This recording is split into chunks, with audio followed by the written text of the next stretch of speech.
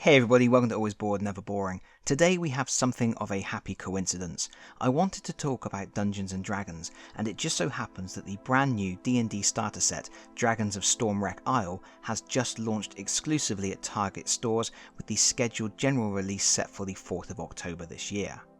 Anyone who has subscribed to my channel for a while will know that a few years ago I started playing Dungeons and Dragons for the first time. Yes, that's right, I was in my 40s before I played my first proper game of any version of Dungeons and Dragons. I got started with the Lost Mine of Phandelver 5th edition starter set, and I have spoken numerous times on the channel about how good I think that starter set is. In fact, it's a bit too good. The included adventure is so deep and expansive, by the time I was halfway through it with my gaming group, we were ready to start creating our own adventures. I don't think the new Dragons of Stormwreck Isle looks as generous or as interesting from what I've seen, but that's besides the point, and if you want to know more about my opinions of the older starter set, you can check out the other videos in my D&D playlist. While it's true that playing through the starter set marked my first steps on the rocky road to D&D fandom, it wasn't really, truthfully, my first experience of a D&D product. Back in my youth, I was a huge fan of fantasy board gaming. Some things never change, so I was already familiar with Dragonlance and DragonStrike from TSR. But while DragonStrike was supposed to serve as something of a bridge to the world of role-playing, I only ever saw it as a dungeon-crawling board game. And Dragonlance was basically a dogfighting game with dragons. I'll be talking about it more in a future video, because it's a pretty badass game. And certainly, while board games have always been my true passion, I was always interested in role-playing games, so it was natural that at some point I would purchase some of the D&D starter sets in an attempt to learn more and maybe even convince someone to play. I owned two products with that aim. The first was, quite fittingly, First Quest from 1994, and the second was the complete starter set Advanced Dungeons and Dragons game, which was a big yellow box that came out around 1996. Incidentally, I also used to own a copy of Dragon Quest, which I picked up when I first started the Always Bored Never Boring website. The best things about that game were the board and the awesome metal miniatures from Ralpatha. And while I played all of these games, I never really played them. I mean, not properly. I played maybe one or two games treating them more like board games. I couldn't find anyone who wanted to inhabit a character, to act out the part, and I was too self-conscious to breathe life into all these NPCs and create a world that existed beyond the paper maps and plastic miniatures included in the box. I guess that's a shame really. I missed out on so many adventures, and I convinced myself that role-playing wasn't really for me, right up until playing the Lost Mine of Phandelver. I think, perhaps, it's not so much about finding the right game or the right starter set, it's about finding the right people. I'm definitely digressing at this point as I get misty-eyed, so I'll get to my point. Simply put, through my life numerous D&D products have passed through my hands. I ended up selling most of them, and in recent years I have struggled to reacquire some of them. Dragonlance and DragonStrike are now safely back in my possession. And now, thanks to the generosity of subscriber Mark White, I have two different D&D starter products to add to my collection of TSR stuff, plus another really cool TSR product that I'll be talking about in a separate video. So in today's video, we're going to look at two of the products that TSR hoped would lure young gamers into the demonic world of D&D. I must say again a huge thank you to Mark White for making this video possible and for reminding me of my terrible misspent youth. The first product we have to look at is the new easy to master Dungeons & Dragons from 1991. I'm no D&D scholar, but I believe this was one of the last editions of the basic set. I do know this one was known as the Black Box for obvious reasons, and features glorious cover artwork by Jeff Easley. You're going to see a lot of Easley artwork in this video. In fact, you already have. He was pretty much the go-to guy for D&D cover artwork through the 80s and 90s, and his artwork was reused all over the place. I know this particular dragon well, as the same piece of art was used on the yellow box starter set I had in my youth, and also features prominently in the logo for DragonStrike, which came out in 1993. This set is interesting because it presents the rules of the game in two different ways. There's a rules book, as you would expect, which is credited to Timothy Brown, but then there are also the dragon cards, credited to Troy Denning. Before we get into that, let's look through the box contents.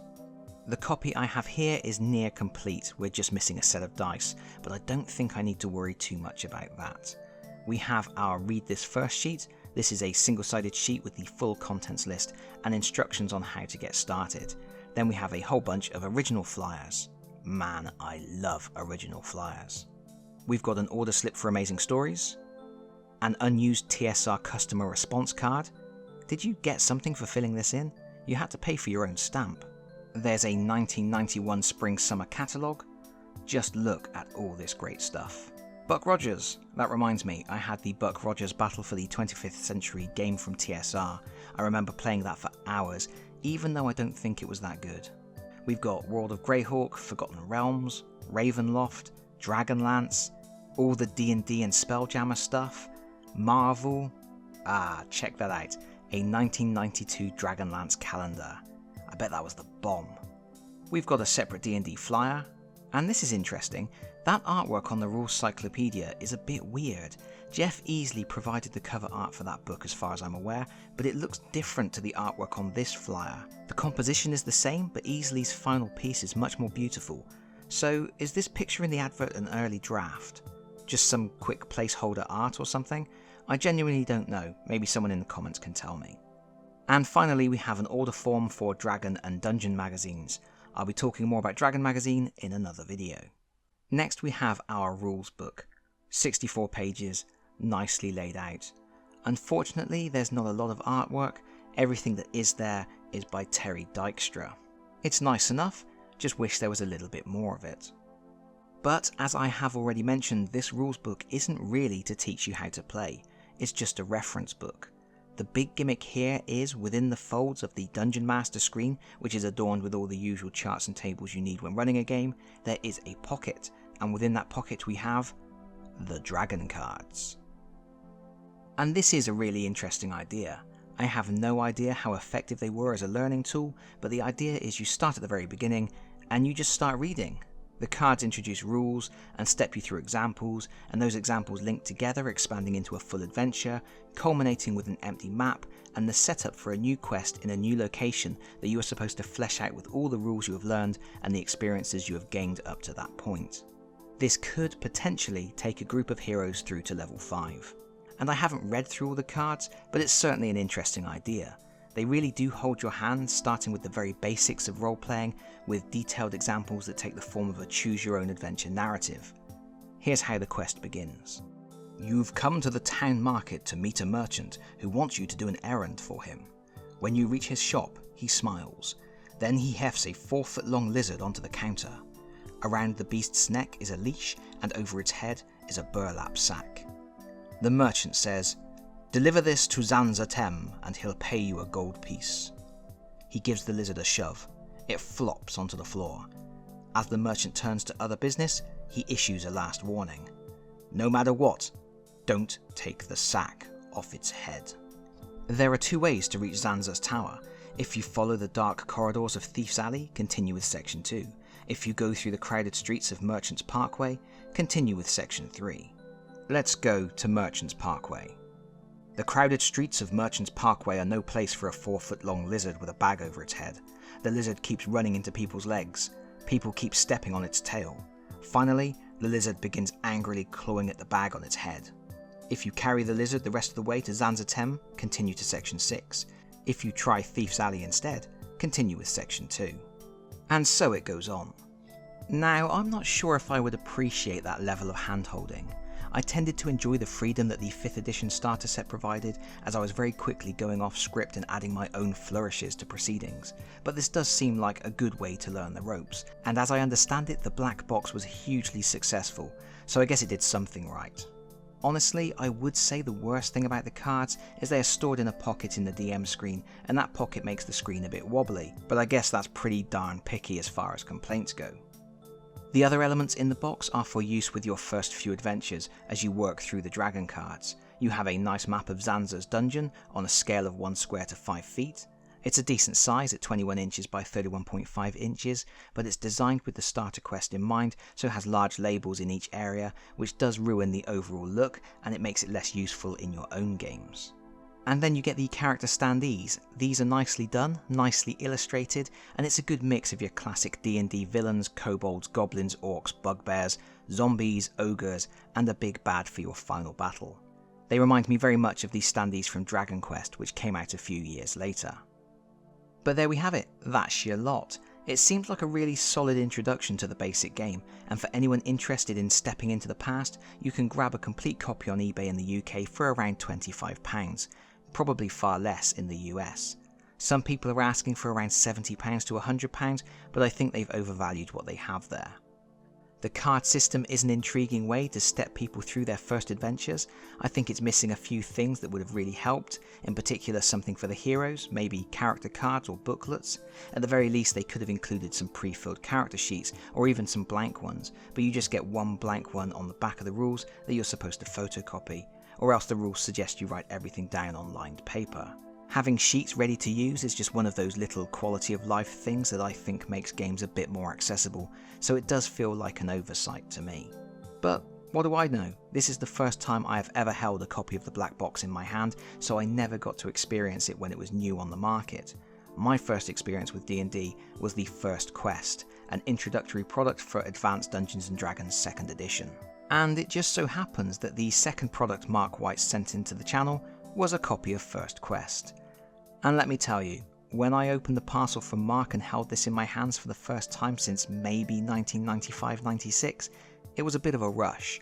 So many years have passed, but I still remembered my excitement buying this. The hours I spent poring over the included maps, the included monster manual, and even the box which features another glorious piece from Jeff Easley. I recall the flights of fancy my mind took just considering the adventures I might have in this awesome fantasy land. The foolish expectation that I would actually get to play it. I was surprised by how much this triggered my nostalgia really. It wasn't like Hero Quest or Space Crusade for me. I never played it properly, it was always just a box of promises.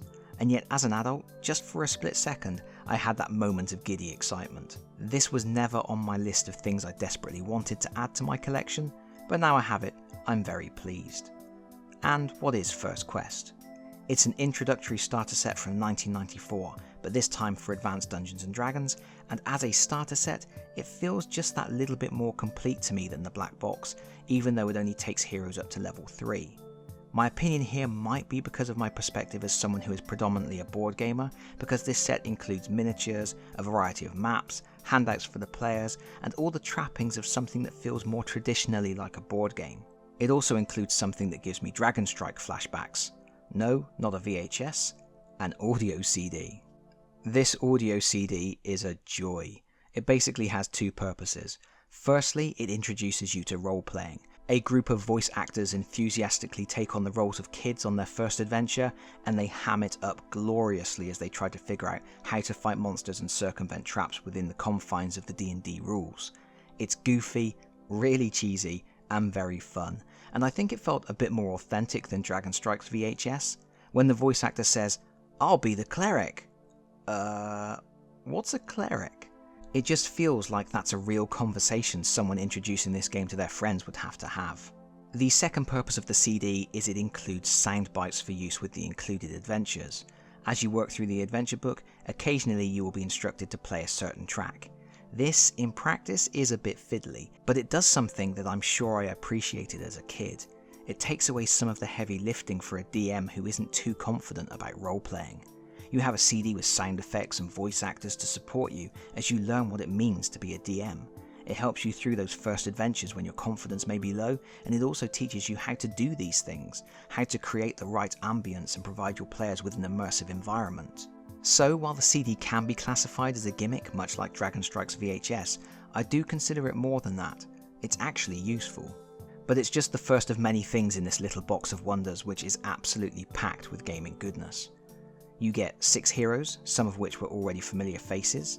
There's a dwarf, fighter, thief, elf, wizard, and cleric, and all but the cleric appeared in DragonStrike and would subsequently appear in the yellow box starter set. The cleric was traded out for a female thief in those other 2 products. You can see here my miniatures are in mixed condition. We have 3 still on the frame, including my favourite, the dwarf, and we also have the cleric off the frame but in good condition, which I'm very happy about as I already have copies of the others from DragonStrike. My elf has obviously been dry firing his bow a few too many times. I guess that's what happens when they don't sculpt an arrow for him. And as for the wizard, I guess I'll just have to call him Bruce Campbell. To accompany these characters, you get a set of 6 character cards, and these are really nice. On the front, you get a cool piece of artwork lifted from existing TSR stock and in no way reflecting the appearance of the miniatures, plus you get the starting stats, equipment and skills. On the reverse, you get a personal set of instructions to help new players understand their character. It tells you what that character can do and how they level up. It's really clear and concise and super useful. The characters are Slinker the Thief, Lordan the Cleric looking more like a druid, Beldar the Fighter, Morganth the Wizard, Delvar the Dwarf, I remember that artwork being used in Dragon Quest, and finally Silverleaf Halfmoon the Elf. There's also a separate card that explains how to read the character cards, and on the reverse it has a blank character sheet you can photocopy. The final card in the set is a map of the town for the included adventures. It looks bloody awful, but it helps new players visualise the town they are visiting so they have a good idea of where everything's happening. Again, it's just a really helpful tool for beginners.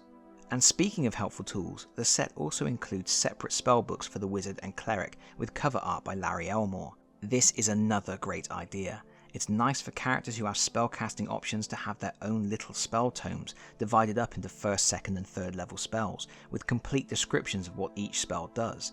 That's just going to make it so much easier to get into those roles, and it's more convenient in games when you don't have to keep handing the rules around to other players. But as much as the game aims to make it easy for a player to assume the role of a hero, it's always a new DM who needs the most help, and there are plenty of tools for a budding storyteller. There is of course a Dungeon Master screen. This one has really clear rules information on one side, and on the front we have yet another fantastic piece of easily artwork. This is a really evocative piece that captures the kind of epic confrontations new players hope one day to experience for themselves. Then we have 3 separate booklets. There's the rules booklet, which is incredibly concise at just 16 pages, and that includes numerous illustrations by Jeff Butler, all neatly laid out with clear box outs for important information. The game design is credited to Bruce Nesmith. Next we have probably my favourite thing in the box, the Monsters and Treasures book. More beautiful easily artwork on the cover here. I believe this is actually the original cover art from the 2nd Monster Manual, and then we have an excellently formatted listing of some of the most common D&D enemies. 2 monsters per page with a lovely piece of full colour artwork, full stats and rules, and then a brief description underneath. This was the book I spent the longest flicking through back in the day. I loved all these illustrations, all these classic monsters. I was so excited at the prospect of one day having adventures where I could command these monstrous minions, or maybe even fight against them. I just think this is a wonderful booklet. And even the treasure list at the end includes more colour artwork. It's just a bit special. And all that artwork isn't just to look pretty, it serves an important purpose. New players have a strong visual aid to help them understand every encounter. If they face a bugbear, the DM just has to flick to that page of the monster manual, show them the picture, and that's it. Everybody understands. Everybody knows what this creature is and can start thinking about how they intend to deal with it. The final book is the Adventure book. Artwork on the cover by Guess Who, Mr. Easley once again. I love the facial expressions on these characters. Apparently this piece is from the Book of Artifacts. Inside the book you have advice for the DM, 4 different adventures, and then guidance for making your own adventures. The standout feature with the included quests is, as I've already mentioned, the incorporation of the CD. On each page there is a sidebar with instructions for which part of the CD to play at important moments. There's also lots of additional art credited to James Crabtree. The final thing in the box, besides a set of dice and a poster that I don't have, is a double-sided map, which is actually 4 maps, one for each of the included adventures, and I absolutely love these.